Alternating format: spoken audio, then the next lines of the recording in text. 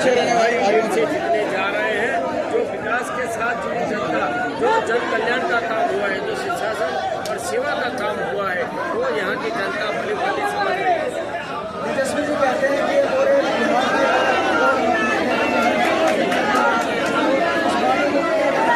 देखिए, तेजस्वी यादव अभी राजनीति में अपने परिवार के साथ जो एक सुखी संपन्न परिवार में, राजनीतिक परिवार में जन्मा हुआ बच्चा अभी जनता को कैसे सेवा करे उसका कोई अनुभव नहीं होने से आप में वो पहचान, आपकी वो शक्ति नहीं हो जाती कि आप जनता को कहीं डिलीवर करें, परफॉर्मेंस करें। तेजस्वी का आज तक कोई परफॉर्मेंस नहीं रहा है। हाँ, ये जरूर है कि वो क्रिमिनल बैकग्राउंड से है, पूरा परिवार इसी शासन से आते हैं, तो उनके में ये अहंकार छलकता है। हमेशा उनकी बातों में ये बातें हम अनुभव करते हैं और यही बातें को लेकर वो आने वाले समय में न बिहार सरकार का बजट को जानते हैं, न बिहार की बजट की क्षमता को जानते हैं, न बजट में जो वादा करते हैं वो कैसा पूरा कर पाए, उनकी पास समझ है। तो मुझे ऐसा लगता है कि जैसे राहुल गांधी ये मूर्ख साबित है, ये महामूर्ख बनने जा रहे हैं। तेजस्वी जी कहते हैं शराबबंदी जो है वो फेलियर रहा, घर घर में होम डिलीवरी हो रही है बिहार में, तो क्या फायदा हुआ शराबबंदी करने का? देखिए, तेजस्वी ने जो 20 साल तक जंगल राज में अपने आप को अपने माननीय पिताजी के साथ जो इस बिहार की जनता को आतंक फैलाया, बिहार की जनता पे जो दमन किया, बिहार की जनता को न शिक्षा न आरोग्य की सेवा, बिहार की जनता को लाठी को तेल पिलाओ, कट्टा अपने घर में रखो, यही सिखाने वाले अब हमें सुशासन की बातें करेंगे तो वो बड़ा बचपना लगता है। आपकी सरकार आती है तो किस तरीके से और नशे पर शिक्षा का जिस तरीके से पिछले 20 साल में माननीय नीतीश कुमार जी की सरकार ने जब पहली बार अपना शासन संभाला, तब से लॉ एंड ऑर्डर और सुशासन कैसा होता है उसका आंकड़ा अनुभव सारी जनता ने देखा है। और आने वाले समय में पिछले 11 सालों से माननीय नरेंद्र भाई मोदी जी की सरकार ने, डबल इंजन की सरकार ने जो विकास यहाँ तक पहुँचाए है, जन जन तक पहुँचाए, उसका अनुभव पहुँचाए, तब ये आने वाले समय में जैसे बाकी लोगों की अपेक्षा है कि बिहार एक दिन गुजरात जैसा बने, मुझे विश्वास है कि बिहार गुजरात से भी आगे निकल सकता है। तेजस्वी जी का कहना है कि मोदी जी गुजरात जाते हैं, आप गुजरात के सांसद हैं, गुजरात जाते हैं तो एआई की बात करते हैं, फैक्ट्री की बात करते हैं, और बिहार आते हैं तो कहते हैं तेजस्वी जी ने कांग्रेस के गणपति पे पट्टा लगा करके दिया है।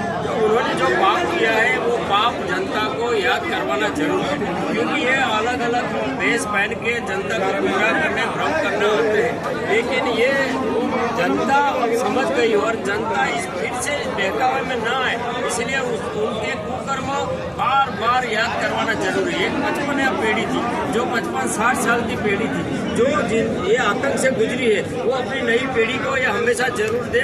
और वैसे ही राजनीतिक में जो नई पीढ़ी है उन्हें भी हम संदेश देते हैं कि इनका आप भूतकाल देखो, उनका आतंक देखिए, उनका यही जिन में है बिहार की जनता को लूटने का, डराने का, धमकाने का और अपना शासन चलाने का। तो नई पीढ़ी भी इससे दूर रहे, ये कर्तव्य बनता है, इसलिए हम हमेशा ये मैसेज देते रहेंगे। मोकामा में हुई घटना को एग्जाम्पल बना करके तेजस्वी जी वार करते हैं बीजेपी पे, कहते हैं अपराध मुक्त कहाँ हुआ बिहार।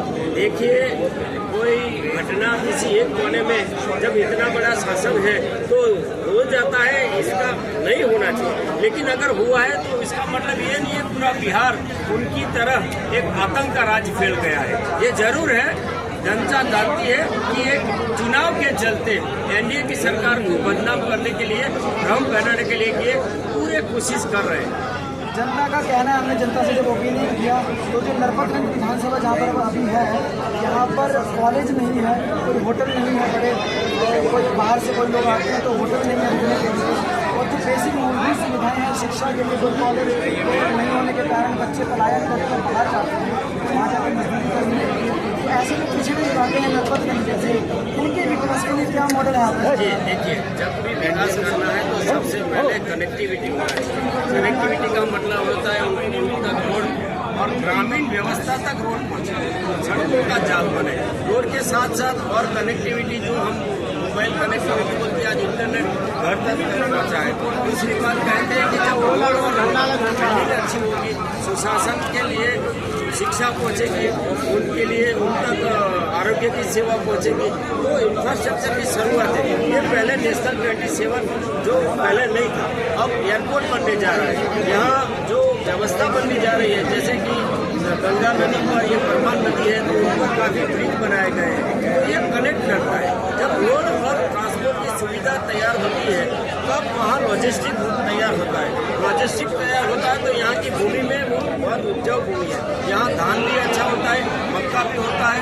यहाँ हर चीज़ वो ऐसी है जहाँ से ये रॉ मटेरियल को तैयार करके आने वाले समय में जब यहाँ से फैक्ट्री लगेगी, तो रोड के जरिए, पोर्ट के ब्रिज के जरिए और एयरपोर्ट के जरिए एक अच्छा कनेक्टिविटी बनेगा, जो देश भर में यहाँ के उद्योगपति को जो लायक है। और दूसरा होता है उद्योगपति फैक्ट्री नीतियाँ बनेगा, और नीतियाँ बनाने के लिए स्थिर शासन होना। तो पिछले 10-15 सालों में यहाँ स्थिर शासन आया है, अब स्थिर नीतियाँ बन रही है। जब स्थिर नीतियाँ बनेगी, स्थिर शासन होगा, तो उद्योग भी लगेगा। सड़कों की आपने बात की, लोगों का कहना है कि सड़कों में जगह जगह देखिए ऐसा है, पहले तो सड़क होना भी नहीं, यहाँ सड़क होना भी एक सपना था। अब सड़क है तो यहाँ हम जानते हैं कि ये हमारा जो क्षेत्र है, यहाँ हमेशा बाढ़ आती है, और बाढ़ आने से रोड टूटते हैं, तो उसको दुरुस्त करवाना भी सरकार की जिम्मेदारी है। और अभी हमने पिछले 1 महीने से ये काम देखा, जैसे मानसून खत्म हुआ, सारी रोड को हम रिपेयर कर रहे हैं। तो हो सकता है रोड खराब हो, ऐसा ये नहीं मानते कि रोड पे गड्ढे नहीं कर रहे, लेकिन उस गड्ढे को रिपेयर करना भी शुरू हो गया। पहले तो रोड ही नहीं थी, अब रोड है तो गड्ढे का बहाना निकलता है। आपके ज़माने में तो रोड ही नहीं थी। कहा जाता है कि जो जन स्वराज है प्रशांत किशोर, वो एक बड़ा झटका दे सकते हैं बीजेपी को, वोट पे वो पार्टी कहा जाता है, उनके बारे में क्या कहना चाहते हैं? देखिए भाई किशोर एक एजेंसी चलाते हैं, और वो किसी एस्टैब्लिश पार्टी के हेल्प करने के लिए कहीं ना कहीं अपनी जो मशीनरी है उसको लगाते हैं।